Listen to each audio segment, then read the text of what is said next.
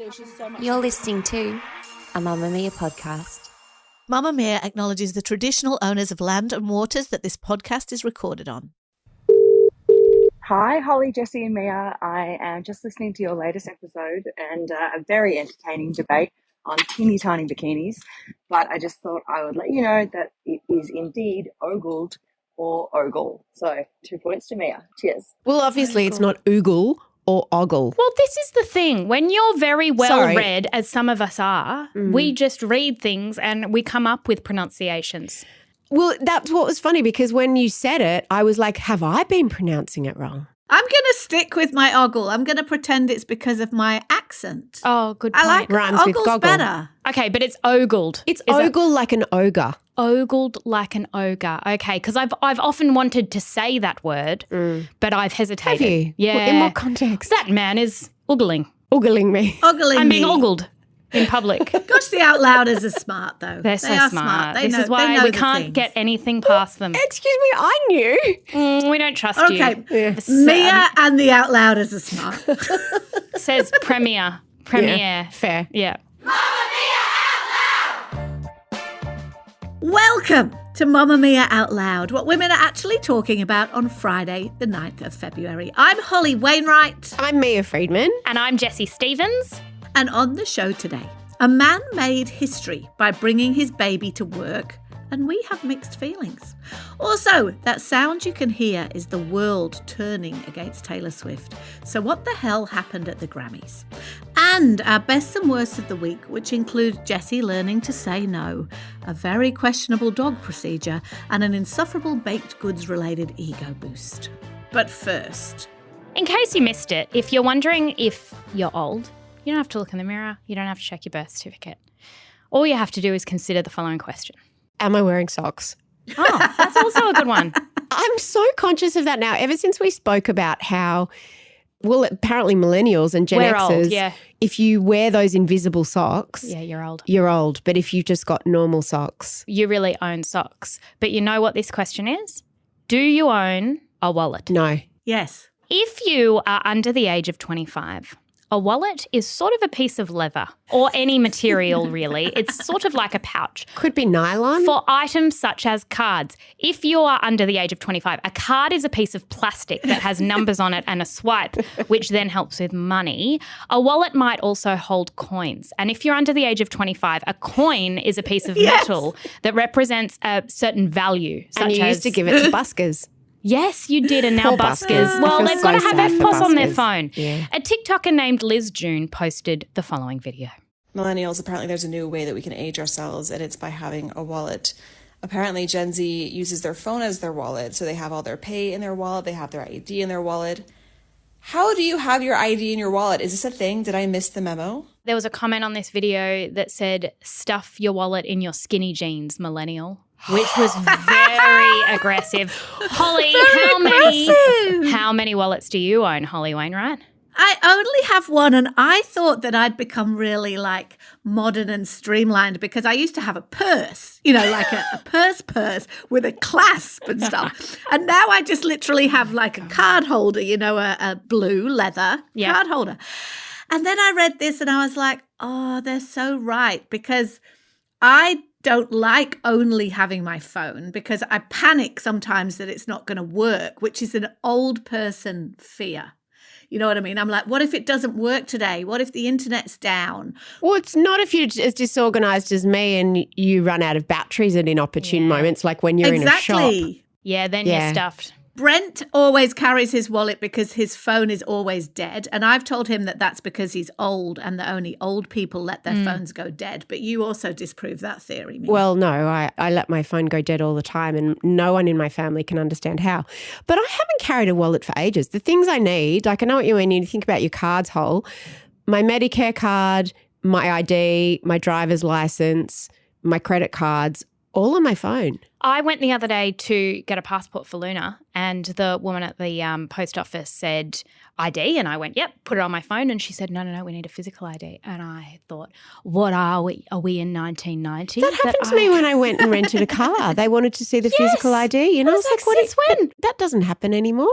Where would I find one? But also Brent's point, and I know that he's an old man and everything, but he's like, what if the internet goes down? So true. Like that Optus What if morning. there's a zombie apocalypse? What if there are it's the old people who are going to be prepared in that moment? We chucked a poll in the Mamamia Outlouders Facebook group to get a sense of it. I assumed that most would still have a wallet. I probably would have assumed about 75% had a wallet. In fact, 48% did have a wallet and 52% didn't. Less than half. Outlouders are cool. A man brought his baby to work yesterday and it made history. Labour Senator Raf Ciccone became the first male politician to bring his baby into the Australian Senate when he carried his 10-week-old son into the chamber and cuddled him while political business continued around him. It was, he says, a symbolic visit to encourage more fathers to be active parents and more workplaces to be inclusive and family-friendly. He said, "It's essential that all workplaces create a family-friendly and respectful environment. Bringing your child to work should be encouraged by more workplaces wherever possible." Now, there's a lot to love about this moment, right? I'm obsessed with, Outlouders would know, raising the visibility of active fathering. It's one of my absolute passion points. And so I'm delighted that, Senator Ciccone is doing that, because babies have been in Parliament before, but only ever with their mothers. So famously, Larissa Waters breastfed her baby in the Senate back in 2017. Jacinda Ardern took her baby to the UN back in 2018. There's precedent, but never from a bloke. The other reason why it's worth celebrating is that anyone who is watching Nemesis on ABC, which is about the sort of Abbott, Turnbull, Morrison years, knows that Parliament used to be a very blokey, boozy, non-family friendly place, and welcoming all kinds of workers and families into the place is definitely for the good. But I surprised myself by having a but, and I want to unpack it, right? Family-friendly workplaces are not really about being able to bring your child with you to work, right? The vast majority of working parents couldn't do their job with a baby on their knee. Builders, nurses, teachers. Although I did sometimes sit at the back of my mum's classroom. She was a teacher. So did All kinds of service workers. No one can, because looking after a baby is like a full-time. You can't do it while you're doing something else, I don't think. Except maybe listening to a podcast. And do you want to? That's another thing, right? Because what most women in particular I know when they're talking about family-friendly workplaces and family-friendly policies, they're talking about flexible work arrangements. They're talking about affordable childcare that's available and safe and trusted. They're talking about being able to go and do their job, not necessarily have their children with them while they're doing their job. So, Jessie, am I right that this photo op misses the point a little bit? I don't think that's what this photo op was about. I don't think it was saying we should all bring our babies to work and this is the new normal. I think that your first instinct was right, was that the optics of having a man holding his baby in Parliament, I think, is really powerful and refreshing and important, because anyone who has worked with women will have seen numerous times the blurring of the lines between domestic life and work. So, for example, all of us have been on meetings during COVID in the office. We've all met each other's kids because inevitably we have. That's what being a woman who works looks like. Interestingly, when you're a man who works the way that our society is set up, those lines are often much clearer because it's the woman who's taking on the childcare responsibilities. So in that way, I'm excited to see it. I was thinking about the things I have done while holding a baby. I have had a meeting. I have exercised. I unstacked dishwashers. I have written articles. I've replied to the things I have done while holding a baby. They're quite invisible often because I do them privately. But I looked at this and I went, women and some men are doing incredible things holding a baby. And I liked that was a moment that I sort of got to enjoy and actually see in the media. I want to be clear that he did say that this was a visibility thing about bringing children to work. And he did say bringing your child to work should be encouraged by more workplaces wherever possible. Yes, but he didn't Because I agree mean with every everything you're day. saying, Jessie. Yeah. I agree with everything you're saying. But my issue is around this idea that a workplace is family friendly if it lets you bring your baby in. It's like, feels like a low bar. I don't know. Mia, what do you think? Yeah, I don't think we should be encouraging people to bring babies to work because it's not very fun for the babies. The times that I've been most stressed is when I've been trying to do both things at once, when I've been trying to wear a parenting hat while also wearing a work hat. And I understand that particularly, during COVID, that's where so much stress came from for so many parents because we were being asked to do those things simultaneously. It's a whole other level of stress when you're trying to do this, both of them at the same time. What I think is interesting about this is how differently it's coded when a man brings his baby to work or demonstrates anything to do with parenting in the workplace versus a woman. When a woman does it, it's seen as either that she can't manage her time or it's seen as a weakness is the wrong word. But when a man does it, he's a hero. I appreciate what you're saying. And I'm not attacking this particular No. guy because I think what he was trying to say was like absolutely spot on and it's great what he's trying to say in visibility and more dads need to be visible. And I once read that women get very bitter often when men are applauded for doing the absolute basics of parenting. But I heard it explained that if that's what it takes, that applause, for other men to go, oh, well, maybe I'll do it too, then that's for the good of us all. And I think that we are watching a little bit of a shift. But anything that normalises babies in what is considered adult spaces, I think can be a good thing. Because something I've recognised is that anywhere babies aren't welcome, broadly speaking, the way we're set up now, women aren't welcome. So there have been places where I've gone to go out, say to a dinner or an event or something like that, and I've gone, oh no, I can't bring Luna, so I can't go. And that happens to women all of the time. But hang on a second, I don't think that's fair because I might be at a dinner or something where I don't particularly want someone to bring their kids. Yeah, but I Or think their that what you're baby. doing, it's the idea that doesn't mean women aren't parenting, welcome. rearing, breastfeeding should be done in private is a problem. So, for example, I had this experience recently where I was wanting to do a charity thing before Christmas, like pack these boxes, and I was a bit not embarrassed, but I had Luna that day.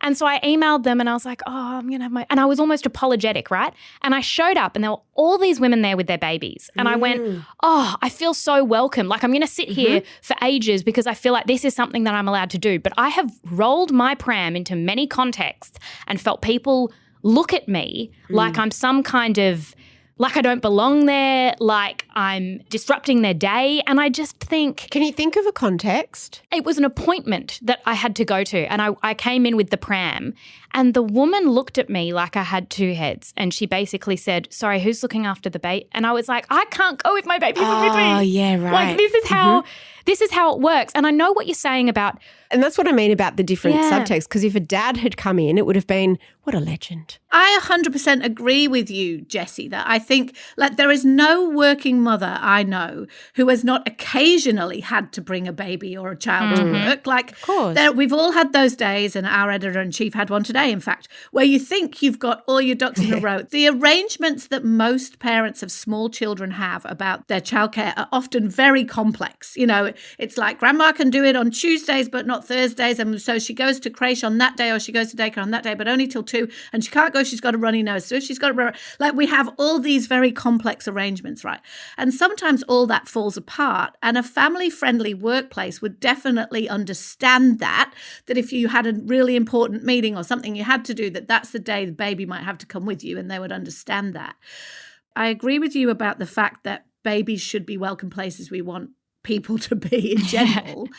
It's not actually a realistic replacement for somewhere being generally parent-friendly, a workplace being genuinely parent-friendly, which would be more like talking about how you could come back to work after having a baby in a way that would work for you, talking about flexibility in terms of where you work and what hours you work around your childcare arrangements if it's possible, and also obviously childcare being affordable and accessible, which is still very uneven all over the country. I feel like Those are really the things that make a workplace family friendly, not whether or not people are going to roll their eyes or indeed applaud if you bring your baby in for an hour. I feel as though there has been this prevailing narrative that the only solution for the working parent conundrum is childcare is always a solution. If you are a woman who has ever sat in an office or a context, pumping while looking at a blank wall, going, my baby, it would be a lot easier if my baby was just here right now. But might be easier for you, but babies can be very disruptive. And I can say this because I love one particular baby at the moment, being yours. And I've had them, but when it's not your baby, it's really disruptive. And that's why it might make it easier for you, but doesn't make it harder for your co-workers if your baby is crying or fussing or making silly noises or making raspberries during a meeting or when they're trying to focus or where they're trying to listen to something. Then there are all the OH&S issues with having a baby in the workplace. And again, it makes me sound really bar humbug, but in a perfect world, maybe babies would be integrated and we would just be fine with having them everywhere all the time. I think we could do with babies being in adult worlds more often. Is it good for the baby? Is it good for So this is what my brothers say, is that in early education, they say the look on a child's face when they watch their parents doing their job. So if you imagine, if you go and travel in like Southeast Asia, and there are women doing the most incredible work and they're sitting there selling fruit. They have babies at their feet and the babies are just watching and they're engaged and the whole thing is stimulating. It's like it does operate like that. I'm not saying it's perfect or that it's easy, but there is something about bringing babies into adult worlds and going, this is the world. But instead we have like children's worlds where we go and play and have little games and spend our whole weekends trying to be kids' worlds instead of just bringing them along with us and going, watch mummy do her thing. I don't want it to sound like we're down on this guy because we're not. I love this guy. I reckon what he did was really cool and I think he started a conversation and I want to see more pictures that look exactly like that.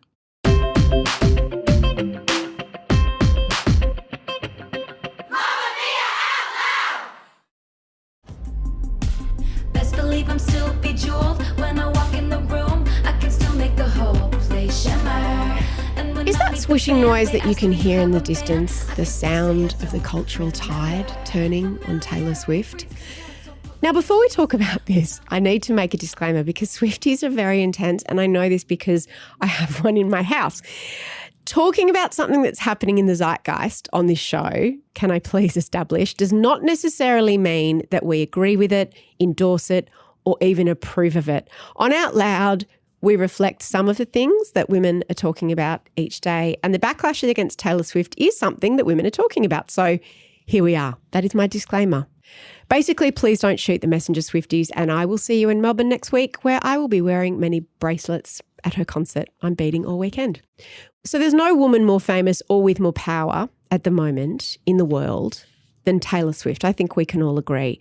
Her trajectory has been on such a steep upwards climb for the past, quite a few years really. She's released so many albums which have been critically and commercially acclaimed. She's won all sorts of awards, including Time Person of the Year. She's fallen in love with one of the most famous players in the most famous sport in America.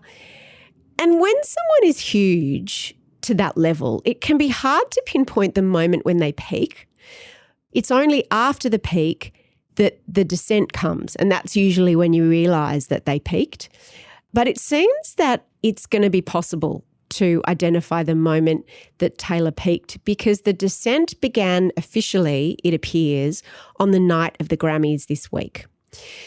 Now, you may have heard gossip about this and did this happen and did she ignore Celine Dion when she got the award and did this? And each of these individual things seem really small. Because I didn't watch the Grammys, right? Yeah. So just Celine Dion things. There are a few little dramas. So Celine Dion, who is suffering from something called stiff person syndrome, hasn't been seen in public for a long time, hasn't been able to perform or release new music. It's a very debilitating condition. She surprised everybody by coming on the stage to present Album of the Year. You know, it must be said Taylor was one of the first people in the audience that got to her feet and clapped and cheered, and everyone was so happy to see her. She got a standing ovation. When Taylor won the award and Celine presented it to her, Taylor came on the stage, she pulled Lana Del Rey, who's one of her collaborators, who was also a nominee in that category and lost to Taylor and her producer. She pulled all these people on stage. She hugged all these people and then she just took the award from Celine without seemingly making eye contact or acknowledging her in her remarks that she then made. And people said this was a diss. I hated this discourse because I can totally see how Same. you can get swept up in it. Of She's course. just broken a record. Of course. Individual things take on different meaning depending on who you are, where you are in the trajectory of your career, what the public mood is, how much benefit of the doubt people want to give you. And firstly, some people were angry about that. Other people didn't like the way she dragged Lana Del Rey on stage, who didn't seem to want to come. She's always been very effusive, Taylor Swift, at award ceremonies. She always very supportive of other artists. She'll jump to her feet, she'll clap, she'll sing, she'll dance. Yeah. The way it was read at the Grammys is that she was pulling focus. Yeah. And she was pulling focus away from the other artists like Tracy Chapman or Miley Cyrus. The big thing that even some Swifties felt a little bit uncomfortable about is that when she won Best Pop Vocal Album and she came on stage, she announced the release of her new album. My brand new album comes out April 19th. It's called The Tortured Poets Department. I'm going to go and post the cover right now backstage. Thank you. I love you. Thank you. So some people said that it was an industry night. That was a message for the fans. Firstly, that's not something she needed to do because she's got such an incredible following. And it's not something that was appropriate to do because it turns it into an ad, like you're making a marketing opportunity and a PR opportunity. It also makes it feel like you knew you were going to win. Oh, because that's your plan interesting. for Yeah. announcing your album release, the whole PR thing starts when you're doing your Grammys acceptance speech. We're not saying that we agree with any of those point of views. We're not endorsing that people now pile on Taylor. It's more just interesting that you can almost feel the cultural shift. And then, of course, on Monday is the Super Bowl. And there's been a whole lot of coverage that she will be flying from her concert in Japan. And every time she goes to these football games to support her partner, which she has every right to do, the camera pans to her all the time. And there was even a joke about this in the Grammys by Trevor Noah, who was hosting it, about how the camera keeps panning to Taylor Swift. Everyone's now viewing everything about Taylor through this negative lens. Jessie, what's going on? It's oversaturation and it's inevitable. And when someone is oversaturated and we've developed this monoculture in a world where there are very few monocultures left, oversaturation, it feels as though Taylor is being thrust onto you whether you like it or not. So she's got that tour movie that's out, football, she's just in so many different cultures that I think people are going, So I want to opt cinemas, out. she's in football, she's on the awards show, she's on red carpets. She's on the business pages because Yeah, she's she's in lives Time in the economy of magazine. every town. You can't move without someone talking to you about Taylor Swift. Yeah. And so Anne Helen Peterson wrote a brilliant newsletter on this. We'll link to it in our show notes. But she said, again, none of these behaviours were bad or wrong. But sometimes when you keep on winning awards, sure, but also in your career, it doesn't matter who you are or how hard you worked for those achievements. People are going to find it harder to root for you. It's when domination turns into oversaturation, when honest missteps become weaponized, when the interpersonal comes to feel emblematic, when every move becomes overdetermined. And I think it's that level of scrutiny that you go, this woman can't win. Because as someone who, I don't think I've felt the oversaturation because I'm not a Swiftie, right? So she kind of comes across my work all the time and I don't find it irritating. And so looking at all of these things, I was going, she used the Grammys for a marketing opportunity. Welcome. Why do you think anyone is there? And then, this is an industry event. It's not an industry event. We're all watching it. It is a series of moments that are chopped up on TikTok. Of course she used that opportunity to announce it. And this whole pulling focus thing, I think, is such a gendered criticism. And this is what's always bothered me about the Taylor thing. Because Taylor Swift will be fine. But young women watching this, the message that you get is do not get too big. Yes. Do not court attention. Do not think you are better than anyone. And every woman knows the feeling of winning something, achieving something, getting a promotion and having a voice in their back of their head saying, uh-oh. Because you know that there is Tall poppy syndrome. There is this element of just like, who do you think you – like she is dancing and she's not saying to the camera, come on, get on me. That is all something that she cannot control. The way that every word in her acceptance speech was criticised, she cannot win. And we built her up just to tear her down. We have seen, as Taylor Swift said, like we have seen this story before. After this album release and after this concert, I think she will disappear because I think she knows she needs to. I and really she'll have hope to come so. back. Oh, tell me why, Holly Wainwright. It's so funny how we can't talk about Taylor without all the disclaimers, and everything that Mia said, I could hear in her. She's just like going, oh, but I'm going to be in trouble for saying that. So she's throwing in another thing. The way I feel about Taylor Swift personally is the way that I'm always told you can't feel about her. But you know how people always say you either love her or you hate her?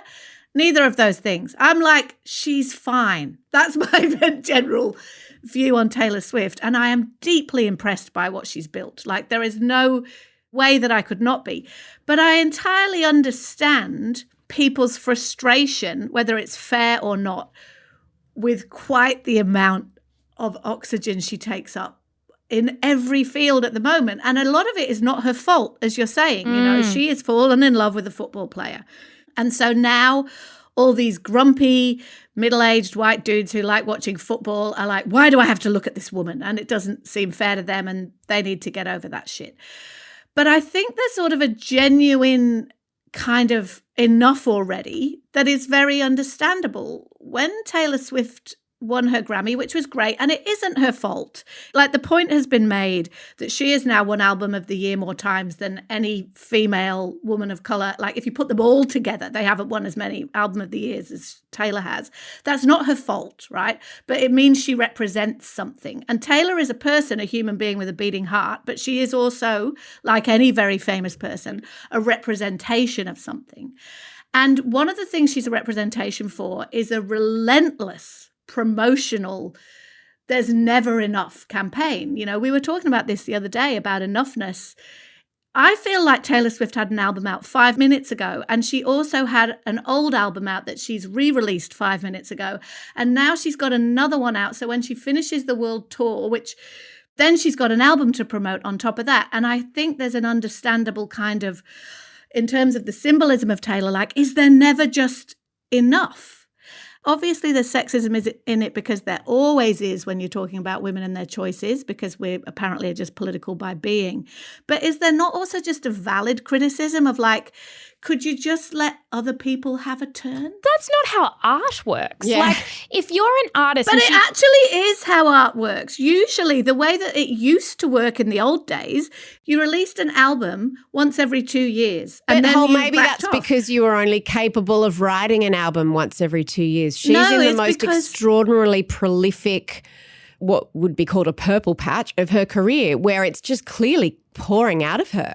But I don't believe it's because you're capable of it. I think it's because it used to be considered that a promotional cycle would peak and then you'd die down again. And then you'd come back and you'd die down. Now, it's not necessarily a good thing. It's like Margot Robbie, for example. She said on the red carpet just recently that after knowing that she was going to dominate 2023 as Barbie, and she knew that everyone would have just seen her face 24/7, she said, if I did another movie too soon, people would say, her again. We just did a whole summer with her, didn't we? We're over it. Now, I'm not saying that that's right, but it's true. Like, I need a break from something, and then I need it to come back and go, oh, I love that. This is new and this is different. And the culture feels like it's not getting a break from Taylor Swift. Yeah, I agree. That's what's happening here. And so the culture feels a bit sick, like you've eaten too much cake. I think that's very, very valid perspective. Taylor is the master and mistress of her own destiny and very much in control of every aspect of her life and her career. By her side is a formidable woman with the best name in the whole world called Tree Payne, who is her publicist and has been for a really long time. And whether it's Tree or whether it's Taylor or whether it's the combination of Tree and Taylor, they read the public mood very, very well. What I think has happened is that no one expected Taylor Swift to fall in love with Travis Kelce this year, because every other relationship she's had has been very private. It's been often with famous men, but not famous men who've wanted to be seen publicly with her. So I think that's thrown out the level of sort of saturation, because Taylor Swift's private life and her relationships have been speculated on, but no one's ever even had a picture of her with Matt Healy, really, or a picture of her with Joe Alwyn, who she was with for 7 years. Before that, she wasn't as famous as she is now. And I think that that's one thing that I think has thrown off the balance and has led to this cultural feeling of saturation. The other thing I think you have to look at is always follow the money. Now, the NFL aren't cutting to her through their games just for lols or because they like their lipstick. At the Grammys and every awards ceremony she goes to, they're not cutting away to shots of her dancing, and at the Golden Globes just for lols. It's all because she has the ability literally to move economies. She goes to a city with her tour. There are all these different countries in the world who are petitioning, please come to our country because you can change our economy. So when you have that kind of power, she's created more than $500 million in value for the NFL just by being at the games and dating Travis. So everybody wants a piece of that. Now 100%. As Jessie said, she can't control that. So I think it's interesting to look at those two factors. And again, I'm not saying it's good or it's bad. There are so many factors in play. And I think you're right. She will try to disappear. I think that when a tide turns, there is an incredible ability. What would you do? For everyone. No one said to the Beatles halfway through an album, can you just stop creating for a little? Like, life is finite. Her moment in the spotlight is finite. We don't know what her plans for the next 5-10 years is. I mean, I think that she'll just genuinely be quite tired after this tour. And if I were Taylor Swift, I'd want to lie down. But I am very triggered by telling any woman ever to go away, which is what it feels a bit like. Mamamia out loud! I love it so much. It makes me so happy. All I want to do is keep doing this. So thank you so much for giving me the opportunity. If you want to make Out Loud part of your routine 5 days a week, we release segments on Tuesdays and Thursdays just for Mamamia subscribers. To get full access, follow the link in the show notes, and a big thank you to all our current subscribers.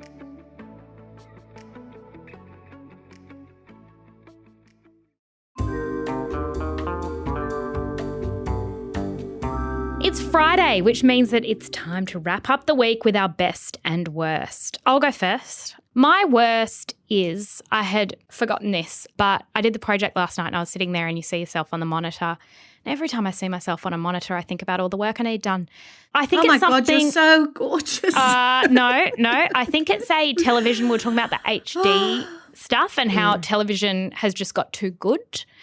And I think it's the female faces I'm used to seeing on television. So I see mine and go, I mean, mine just doesn't look like the other faces because it just moves and like it, there are things that I just go, oh, if I just got that fixed up. And it's a real tension. And I feel as though every time I go, I'm like, resist. And then it comes back again. So look, tiny violin, but it's just something that I've noticed I am feeling that pressure. And I think every woman feels that to a degree when you look in the mirror after you've been scrolling through your phone. I mean, we're all living in that world or after you've been watching the morning show or whatever. We're all living in that world where what we see in the mirror does not look like what we're used to seeing, either because other people are having all sorts of work or because of filters and cosmetic passes and stuff. Or because we simply don't look like what we did 5 years ago. Yeah, that too. Because, aging happens. My best is I listened to a bunch of stuff over the break about boundaries and saying no and blah, blah, blah. And I just feel baby steps, but I feel like I am getting better at it. I heard this quote over the break by James Clear who said, every time you say yes to something, it's a debt you have to pay. And every time you say no to something, it's sort of saying yes to every opportunity that might unfurl that day. So I'm just being a lot more careful and intentional about what I say yes to, not doing it perfectly. The thing is that when you say no to something, it's hard to explain, but when you say no to something, you don't get the lift of like excitement, right? You actually feel kind of nothing in that moment of saying It's no. not excitement. It's the approval of the person who wants you to Yes, do that yes. thing. It's that little hit of their approval. Exactly. So it's the people pleasing. You've just had someone decide that they like you more. That's what it feels.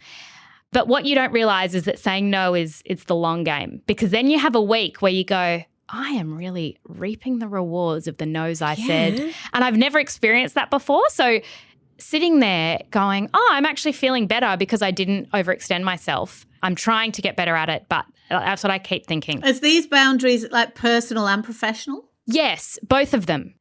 I think as well it's like getting the wording and the phrasing right of the no, and then you practice and you practice and you practice and you practice that moment of discomfort. Because what it is too is it's like I am putting that moment of discomfort over the discomfort it's going to give me down the track when I actually have to pay off that debt.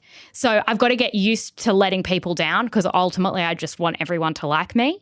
But people actually don't like you less when you say no to them. It's fine. It's absolutely fine. And it's not just your discomfort down the track. It's the discomfort of those around you who might have got that time with you or got that energy from you. Yeah, exactly right. It's funny you quote James Clear. He's the author of Atomic Habits. And I've been reading his book as well. And there was a quote yesterday that I read that I can't stop thinking about. He said, we don't soar to the level of our goals. We fall to the level of our systems. Oh, our systems. Or habits. Yeah. And I was like, anyway, I loved that. It's really good. Hol, what's your worst? My worst is that I'm now living with an insufferable egomaniac because of his scones win, Brendan Keane. Look, you know what it is, Holly? It's the Taylor Swift effect. We were rooting for him last week, and now he has too many prizes. He has flown too many prizes. His head's got too big. And guess what, Brent? We've had enough of your scones. Exactly. The recipe for Brent's award-winning scones, if you're not sick of it yet, is in the Mamamia Out Loud newsletter today. But literally, he comes home from wherever he's been and he says, bumped into so-and-so at the servo or at the IGA or whatever. And they said, congratulations, mate. And he's just loving himself sick. He's been baking scones all summer to enter this competition, and no one thought he was going to win, and he won. And the man is like 6 foot tall about it. He just loves Get him himself to start sick. making lamingtons. They're much harder. That'll keep him busy. We liked him when he was an underdog. So We true. didn't. We don't like him when he walks away with awards. I was going to sneak in an extra best because I loved the bloody Grammys this week. I loved it. Women dominated every genre, every category. I loved it. I loved Miley. I loved Tracy Chapman. I loved all the things. But actually I thought, no, you know what my best is? It's a milestone. And I wrote a newsletter about this week. And that is that I have now been working at Mamamia for a decade. And you know, we talk about this a lot, about whether it's a good thing or a bad thing to stay in a job a long time, and that there's a generational divide in the way that that's viewed. At first, I was a bit like, I don't know, I don't really like celebrating milestones. I'm a bit like Mia like that. It feels a bit like, and then I thought, you know what? This has been an extraordinary decade working at an extraordinary place, and what I've done in that time, thanks to Mamamia, is so varied. So it's not like I've been doing the same job for 10 years. And this is what I wrote in my newsletter, is there'll be people listening to this who are deciding whether or not they should leave a job or whether or not they've been in their job a long time. In my newsletter, I write about signs that you have definitely been in your job too long and that you should definitely go. But also about how, you know, an era, as it were, to quote Taylor, like, there's something worth celebrating about all of the joint achievements of having, you know, built something over time. So it was kind of my best to sort of reflect on that a little bit. And I am, without wanting to sound incredibly self-indulgent or smoke blowy at Mia, because she hates that and so do I. But, you know, we don't like to say anything nice about each other. It made me reflect on coming for my job interview, sitting down and talking to you, like how different everything was then, how different the place was, how different we were, 10 years younger, different business, different world, different environment, different everything, different internet. And how, like, it's been an extraordinary 10 years and it's worth celebrating. And I think anyone listening to this wasn't even a job. Imagine So if you true. told yourself that in the interview where you You'll would be in 10 years. podcasters and you and me will just be shouting at each other Yeah, 5 times a week exactly. with some other lady. And if there are out louders listening to this who are should be proud of what they've done if they've been somewhere a long time and not embarrassed. Now, my worst of the week, out louders, I know I'm not meant to talk about my dogs. I was banned from talking about my dogs last year, but for those who want an update, this happened yesterday. My youngest dog, look, there was an accident. I'm not going to go into details, but basically I had to get involved with some scissors, a hose and a glove. And I had to chuck the scissors out at the end of it. If I could have chucked my hand out, I would have. Were we having some digestive issues? We anally? were. Okay. And some things became matted.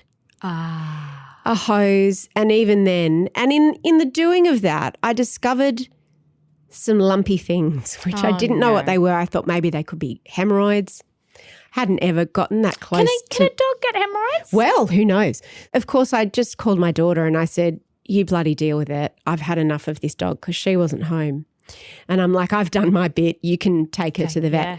She took her to the vet. The vet said, I must say, goodness, you've done a very good job. Most people aren't brave enough to do what you did. And I went, thank you.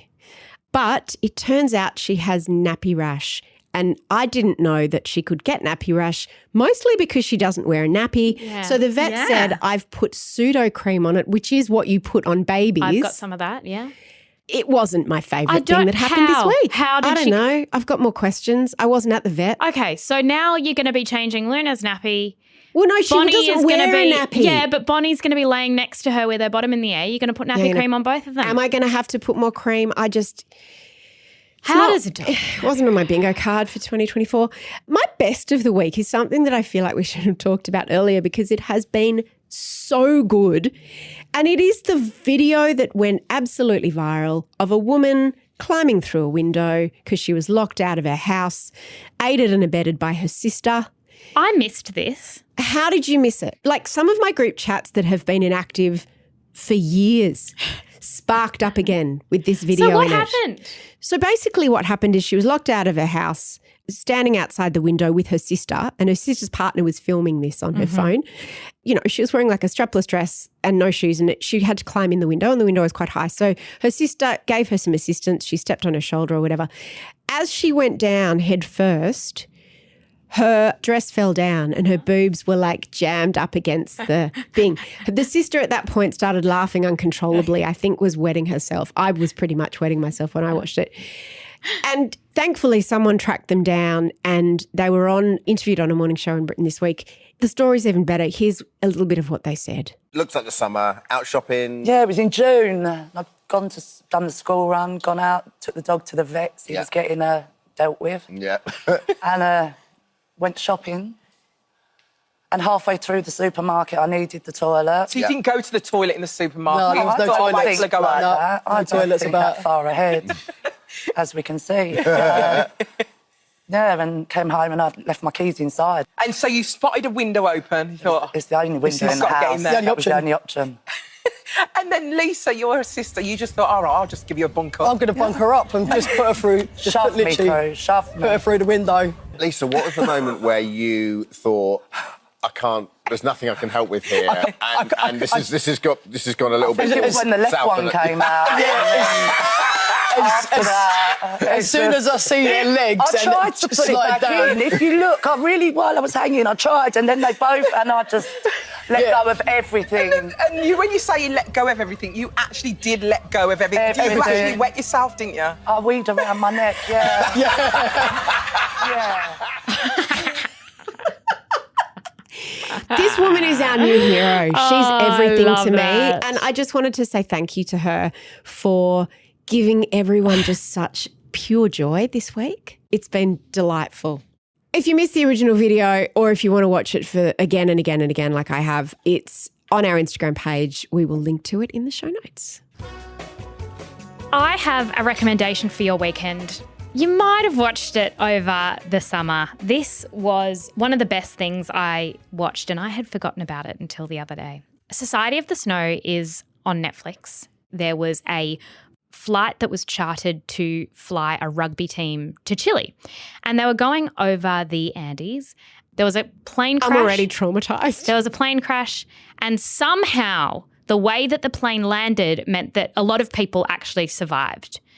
Mostly when a plane crashes into a glacier, everyone dies, but some people survived. Now, they're in a glacier that is so white and so reflective and so hidden that the possibility of anyone saving them, there is no like... what is a glacier? A glacier, like it's mountain ranges. And so like a frozen mountain. But they're right down the bottom. In a and crevice. So then you've got people... They had to eat each other, didn't they? I bet they did. I bet they had to eat each other because this always happens in these plane crash movies. They have to eat each other, like as if it's not bad enough. I think it actually being in a only plane ever crash. happened once in this one particular one. It's the famous eating each other plane crash. They were very religious, and so they had all these moral, ethical conundrums about it. And the reason this movie is so good, yes, it is really confronting and it's horrifying, and if that disgusts you, then maybe don't watch it.